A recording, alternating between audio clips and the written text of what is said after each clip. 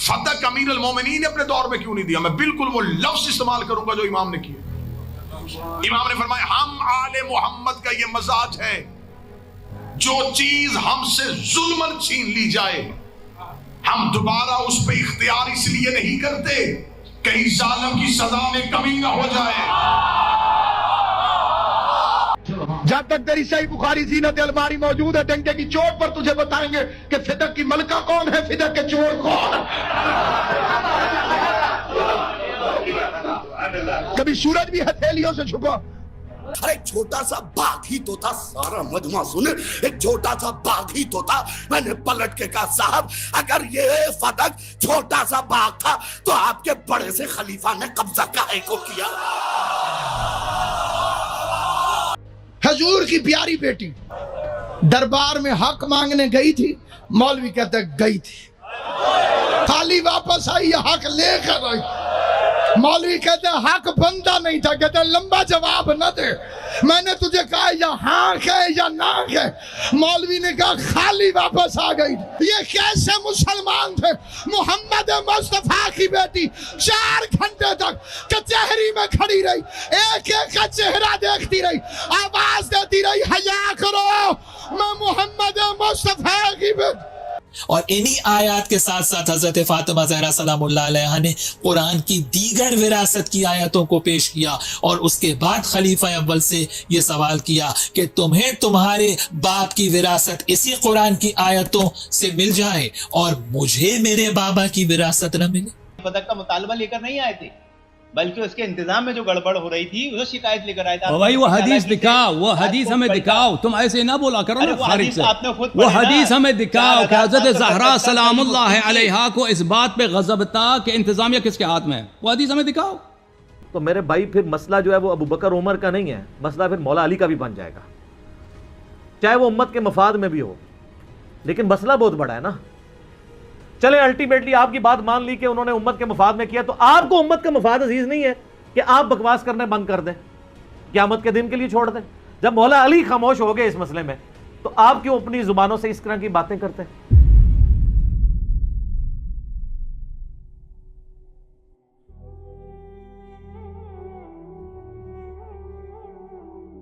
انبیاء کرام علیہ السلام کی جو وراثت کا مسئلہ ہے، یہ بھی ایک بہت سیریس ایشو ہوا، جس کی وجہ سے یہ ایشو پیش آیا جگیر فدق والا، اور سیدہ فاطمہ زہرا سلام اللہ علیہ کی ناراضگی بھی اسی سے ایفیلیٹڈ ہے، سٹارٹ یہاں سے ہوا۔ تو اس مسئلہ پہ تھوڑی سی روشنی ڈالیں کہ کیا یہ احادیث سے صحیح موجود ہیں، اہل سنت اور اہل تشیع دونوں کے حوالے سے بتائیں کہ کیا انبیاء کرام کی وراثت نہیں ہوتی یا وراثت علمی ہوتی ہے، تو پھر ناراضگی کا کیا ایشو بنا؟ تو شاہ جی تسی جواب ہی دینا شروع کرتا نا سوال، بس ٹھیک ہے ہو گیا۔ اچھا مسئلہ یہ ہے میرے بھائیوں کہ جو باغ فدق کا ایشو ہے نا، یہ لفظ فدق ہے، لوگ فدق بولتے ہیں، باغ فدق بھی نہیں ہے، جاگیر فدق ہے، ایک باغ نہیں تھا، ایک خاص اراضی تھی۔ اس کا ایشو جو ہے صدیوں سے اہل سنت اہل تشیع کے درمیان ایک بون آف کنٹینشن بنا ہوا ہے۔ میرا ابھی تک اس کے اوپر ویڈیو لیکچر نہیں آیا، کیونکہ میں جس مسئلے کو ہاتھ ڈالتا ہوں آپ کو پتا ہے، پھر میں تین کرتاس پہ اگر 3 گھنٹے آئیں تو فدق پہ بھی میرے 3 گھنٹے آئیں گے۔ ابھی میں صرف اپنا اوپینین بتا دیتا ہوں، وہ ایک نٹ شیل میں آپ کو بتا دیتا ہوں۔ میرے نزدیک یہ مینیجریل ایشو تھا۔ اگر حضرت ابوبکر الصدیق رضی اللہ تعالیٰ عنہ نے اپنے پاس اس کو رکھا اس بنیاد پہ کہ نبی صلی اللہ علیہ وسلم کے بہاف پہ میں اب خلیفہ ہوں، مجھے امت نے چنا ہے، تو آپ صلی اللہ علیہ وآلہ وسلم کی جگہ میں مینجمنٹ کروں گا، باقی اس کے جو معاملات ہیں وہ اہل بیت کو ہی جاتے تھے، ٹھیک ہے؟ تو یہ ان کا موقف بالکل ٹھیک تھا۔ اور اگر وہ حضرت فاطمہ کو دے دیتے، جیسا کہ بعد میں عمر بن عبدالعزیز نے جو ہے وہ آل فاطمہ کو دے دیا، تب بھی درست ہوتا۔ تو یہ مینیجریل ایشو تھا، اور اس میں سیدہ فاطمہ جو ناراض ہوئیں، اب یہ ناراضگی جو ہے ان کی سیدنا ابوبکر صدیق رضی اللہ تعالیٰ عنہ کے ساتھ ایک بشری تقاضے کے تحت تھی۔ اس پہ نعوذ باللہ یہ فٹ کرنا کہ جی وہ صحیح بخاری اور مسلم کی حدیث کہ جی فاطمہ میرے جگر کا ٹکڑا ہے، جس نے اسے تکلیف دی اس نے مجھے تکلیف دی، نعوذ باللہ من ذالک۔ سیدنا ابوبکر صدیق تو سوچ بھی نہیں سکتے تھے، ٹھیک ہے؟ جس ابوبکر صدیق کی حدیث بخاری کے اندر 3751 ہے کہ محمد کی محبت کو اہل بیت کی محبت میں تلاش کرو، وہ کب یہ کر سکتے تھے؟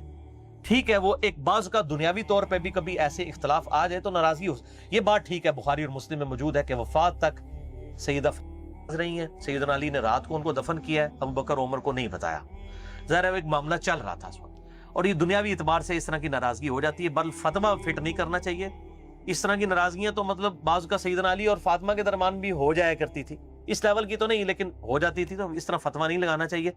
باقی وراثت کا جو ایشو ہے بخاری اور مسلم میں ڈیٹیل موجود ہے کہ انبیاء کرام علیہ السلام کی وراثت جو ہے وہ تقسیم نہیں ہوتی۔ اچھا میں اکثر سوچتا تھا کہ اگر سیدہ فاطمہ، یہ اکثر جو ہمارے سنی کہتے ہیں سیدہ فاطمہ کو یہ حدیث ہی نہیں پتا تھی وراثت والی، بھئی فاطمہ کو نہیں پتا تھی تو اور کس کو پتا ہوگی جس کی ضرورت تھی؟ ان کو حدیث پتا تھی۔ بیسیکلی یہ مینجمنٹ کا ایشو تھا کہ میں آپ نبی صلی اللہ علیہ وسلم کی وارث ہوں تو آپ کے بہاف پہ میں اس کو مینج کروں گی۔ تو سیدنا ابوبکر صدیق نے اس لیے وراثت والی حدیث ان کو یاد کروائی کہ بھی نبیوں کا تو وارث ہی کوئی نہیں ہوتا، جب وارث نہیں ہوتا تو تولیت والا مینجمنٹ والا ایشو آپ کے حوالے کیسے کر دیا جائے؟ تو ان کی علمی وراثت ہوتی ہے انبیاء کرام علیہ السلام کی، تو یہ فزیکل وراثت اس طریقے سے تو نہیں ہوگی۔ جب وراثت نہیں ٹرانسفر ہوتی ہے تو آپ یہ مینجمنٹ کیوں مجھ سے مانگ رہی ہیں؟ میں مینجمنٹ اس کو چلاؤں گا۔ تو یہ کوئی نعوذ باللہ اس طرح کی کوئی گستاخی والا معاملہ نہیں تھا، ایک ان کا ایک اپنا، اور وہ ڈیسیژن کر سکتے تھے، ظاہر مسلمانوں نے ان کو خلیفہ چنا تھا، اگر وہ دوسرا ڈیسیژن بھی کر دیتے تب بھی ٹھیک ہوتا۔ تو یہ ڈیسیژن، یہ ظاہر امت کے لیے ایک آزمائش بنتی ہیں، اس طرح کی جو چیزیں ہو جاتی ہیں بعد میں آزمائش بن جاتی ہیں، بالکل نیک نیتی پہ مبنی تھا۔ اب دیکھیں اس کے جواب میں سیدہ فاطمہ نے، بخاری مسلم میں آپ حدیثیں اٹھا کے دیکھیں، کہیں نہیں ملتا کہ انہوں نے کہا ہو کہ نہیں نہیں یہ تو بات آپ غلط کر رہے ہیں، انکار نہیں کیا، بس صرف وہاں سے ناراض ہو کے چلی گئی۔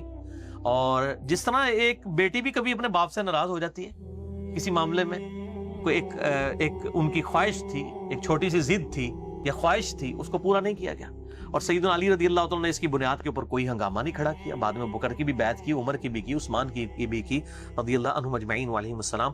تو یہ اہل تشیع کے ہاں بھی اصول کافی میں امام جعفر الصادق رحمہ اللہ تعالی المتوفى 114 ہجری، المتوفى 148 ہجری، 114 میں امام باقر فوت ہوئے ہیں، 148 ہجری، ان کا قول صحیح سند کے ساتھ شیعہ کے اصول محدثین پہ اصول کافی میں موجود ہے کہ انبیاء کرام علیہ السلام کی وراثت علم ہوتا ہے، وہ تقسیم نہیں ہوتی۔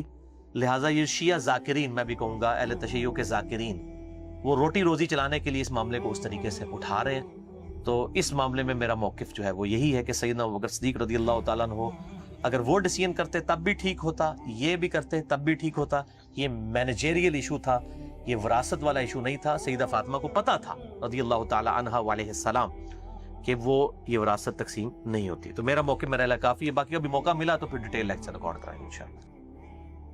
علی بھائی میرا اگلا سوال یہ ہے کہ اہل سنت کی اکثریت وہ جناب سیدنا ابوبکر صدیق رضی اللہ تعالیٰ عنہ کے ساتھ ہے مسئلہ فدق کے اندر، اور کہ ان کو برحق اور ثواب مانتی ہے، جبکہ مختومہ کائنات فاطمہ الزہرا سلام اللہ علیہا کے بارے میں ان کے ساتھ نہیں ہے اہل سنت کی اکثریت، بلکہ شیعہ کھڑے ہیں ان کے موقف کے ساتھ۔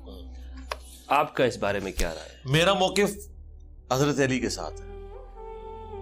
سیدنا علی رضی اللہ تعالیٰ عنہ نے حضرت ابوبکر کے اس ایگزیکٹو ڈیسیژن کو مان لیا نا، چاہے کس وجہ سے مانا، اینڈ رزلٹ یہ ہے کہ اسٹیبلش ہو گیا نا، میں ان کے ساتھ ہوں۔ اب رہ گیا ٹیکنیکلی گراؤنڈز، اس پہ ہم بات کر لیتے۔ عمر بن عبدالعزیز نے تو وہ واپس کر دیا تھا، لیکن اس کے پیچھے ظاہر ایک پورا ٹریک ریکارڈ تھا، انہوں نے دیکھا کہ اس کی وجہ سے کتنے اختلافات ہوئے۔ اس زمانے میں حضرت ابوبکر آتے تو شاید عمر بن عبدالعزیز والا ڈیسیژن کرتے۔ حضرت ابوبکر کے تو وہم و گمان میں بھی نہیں تھا کہ میرا یہ جو ایگزیکٹو ڈیسیژن ہے اس کے کانسیکوینسز یہ نکلیں گے بعد میں۔ وہ جو کچھ کر رہے تھے وہ یہ سمجھتے تھے کہ میں نبی علیہ السلام کی مسند کے اوپر بیٹھا ہوں، نبی علیہ السلام اس کی دیکھ بھال کرتے تھے، اب ان کے بیاف پہ میں کروں گا، اس کی کمائی جائے گی آل محمد کو صلی اللہ علیہ وآلہ وسلم۔ اور اسی لیے انہوں نے وہ حدیث وراثت والی بھی سنائی کہ اگر نبی کا کوئی وارث نہیں ہے تو اس کے بیہاف کے اوپر مینجمنٹ کی تو پھر ضرورت نہیں، ہم اسے مینیجریل ایشو سمجھتے ہیں۔ اگر حضرت ابوبکر اس وقت عمر بن عبدالعزیز والا ڈیسیژن بھی کر دیتے، حضرت علی کے حوالے کر دیتے یا حضرت عباس کے حوالے کر دیتے، تب بھی درست ہوتا۔ الٹیمیٹلی جو ہوا، سیدنا علی نے اس ڈیسیژن کو ایکسیپٹ کیا، ان کی ایکسیپٹنس نے اس چیپٹر کو کر دیا کلوز۔ اب اس میں سے نکالنا کیا ہے؟ نکلنا تب ہوگا جب میں وہی بات کروں گا کہ امیر شام والا مسئلہ مولا علی کی وفات تک ڈسپیوٹڈ رہے، وہ قیامت تک ڈسپیوٹڈ رہے گا۔ جو مسئلہ ڈسپیوٹڈ نہیں رہا کسی بھی وجہ سے، سیدنا علی نے اسے ایکسیپٹنس دے دی ہے، تو آج اس کے اوپر بات کرنا کوئی دین کی خدمت کرنا نہیں ہے، بلکہ ایک خام خواہ کی ایک وہ بحث ہے جس کا اینڈ رزلٹ تو بہرحال اس صورت میں نکلے گا جس سٹانس کے اوپر سنیت کھڑی ہوئی ہے، شیعہ والے سٹانس پہ نہیں نکلے گا۔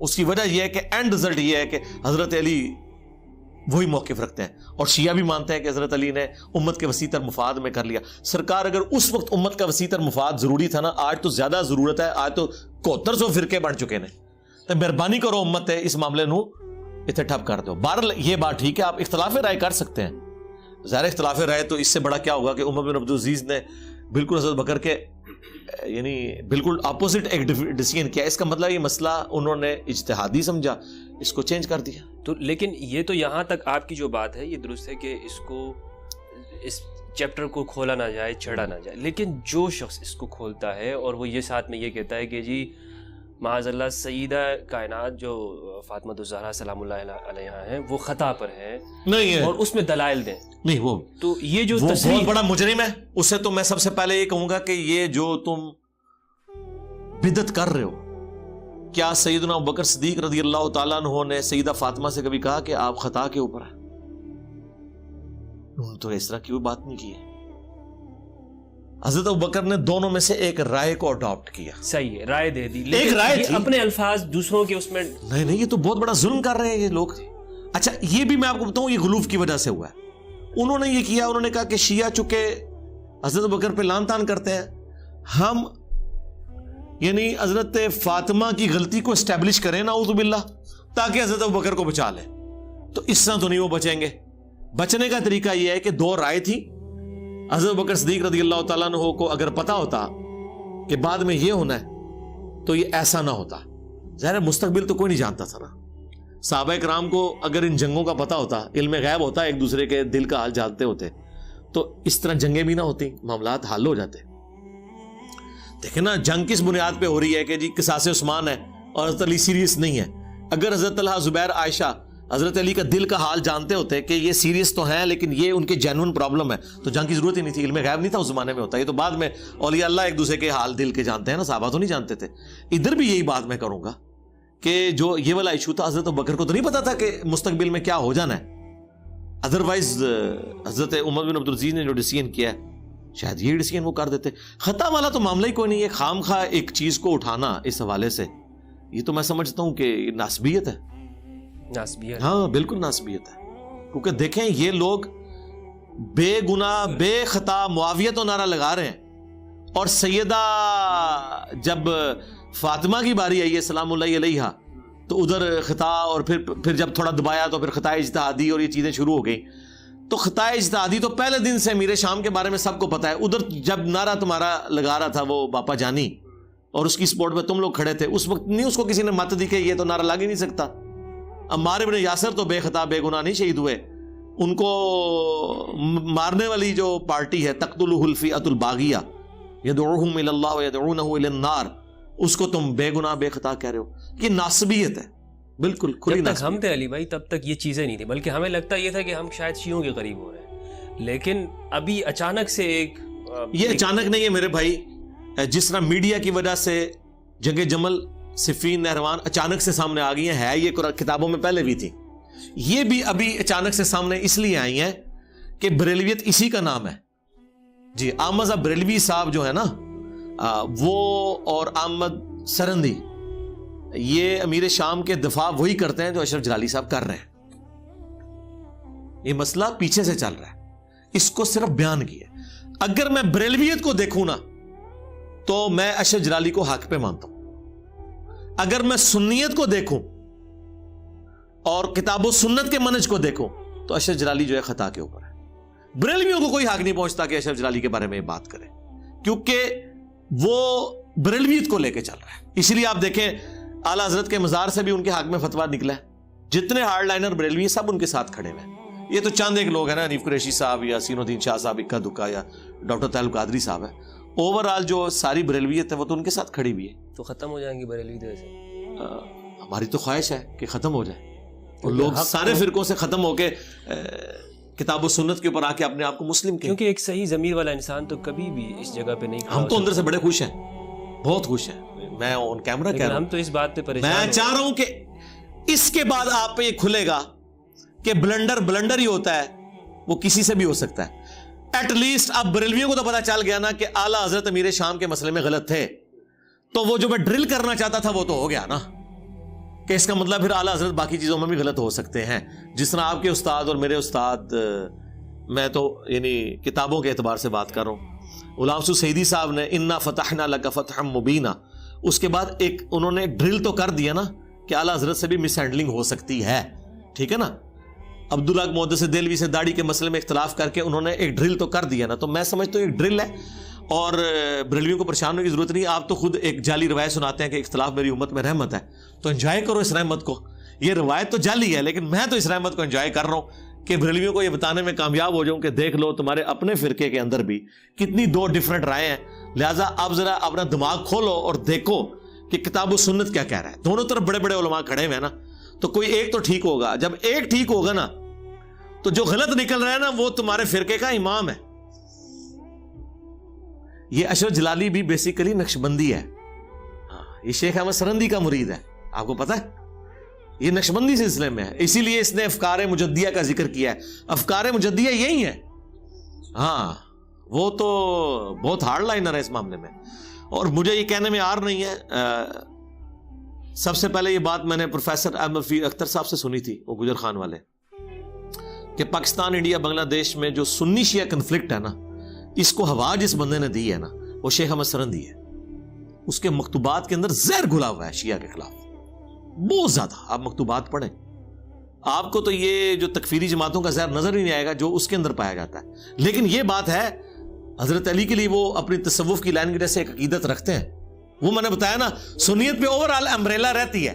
हाँ, हजरत अली के बारे में वो बहुत, जैसे मौलाना रूम ने वो जो, हालांकि उनका सिलसिला तसव्वुफ हजरत अबू बकर से मिल रहा है, नक्शबंदी सिलसिला मोहम्मद बिन अबी बकर, हाँ मोहम्मद बिन बकर के थ्रू, तो लेकिन हजरत अली के बारे में उनकी वही एहसासात हैं जो एक कादरी और चिश्ती के होते हैं, बल्कि उनसे बढ़ के ही हैं।